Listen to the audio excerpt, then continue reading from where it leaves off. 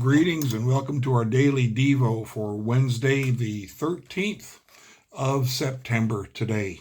Our devotion is entitled Unstalling the Judean Movement. Unstalling the Judean Movement. Matthew 11 and Luke 7 are both given as texts, and again, those will be available. They quote from Matthew 11:3, "Are you the one who is to come? Or should we expect someone else?" The trouble is evident in the question John the Baptist sent to Jesus. Are you the one who is to come, or should we expect someone else? The movement that John had started in Judea was stalling out. The problem?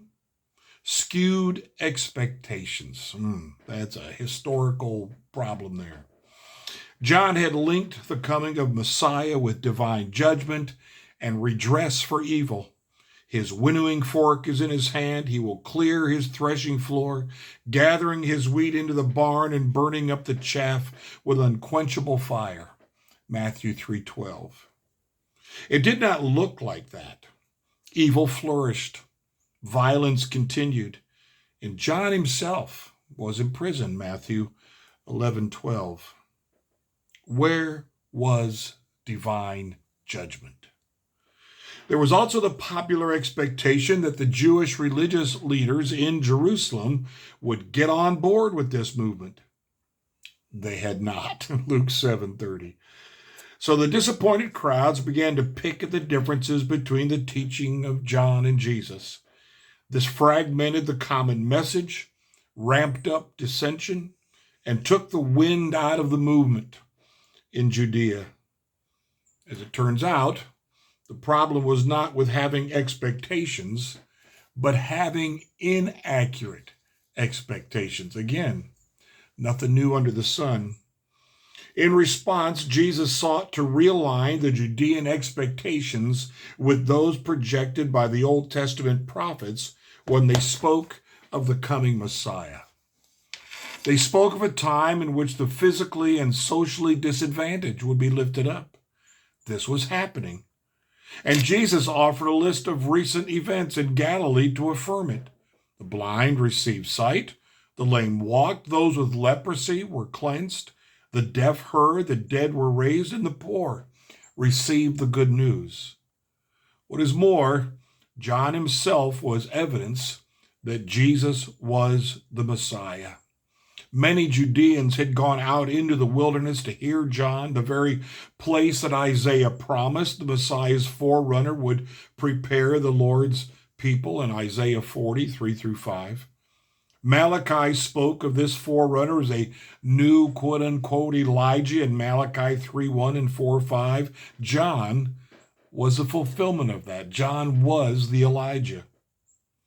The movement had stalled in Judea and needed to get unstuck. The path forward flowed from the past as Jesus sought to align Judean expectations with Old Testament promises. Judea had the answer to its question.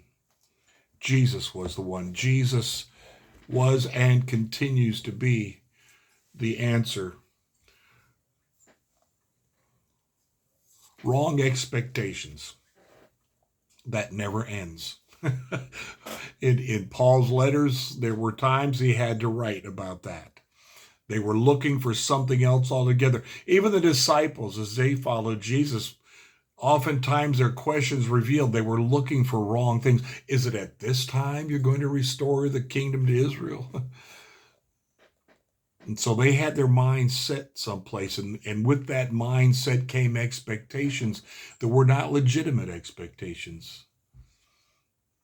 It reminds me of what Jesus said to the Pharisees about searching the scriptures, hoping to find the answers they were looking for, and basically says, I'm right here. I'm the answer. I'm the one that you're looking for. That continues in our day and age with the church. And what we expect from the church, what our anticipations are for our own country. And because we have the wrong expectations, we head in the wrong direction. And that's what was going on here. John began to wonder, this isn't, I was happy to do what I did, but I thought there'd be another result. And so he sends the question to Jesus. It's incredible, isn't it? Are you the one we were supposed to wait for, or is there somebody else? We can get ourselves in trouble with wrong expectations, whether it's of one another, whether it's of fill in the blank. Wrong expectations often bring disillusion to us. Fix your eyes on Jesus, as the writer to the Hebrews says. That's where our our series of sermons is going in the next weeks on Sundays. Focus on Jesus. Who is he? Who is he really? And how do I respond to who is he really? Not just the bits and pieces I like to focus on. Or, as some of our founding fathers might say, he's a good teacher. He's a good human being. And that's all they expect. They're not looking to see the real Christ, who he is really. As Peter declared, he is the Messiah, the Christ. He is the Son of the living God. We'll focus on that this Sunday, and then in the coming weeks, we're going to continue to focus on him so that we can understand fully, truly, and really, and accurately who he is. And hopefully that gets our response back to him on the right track. Blessings to you today on this Wednesday.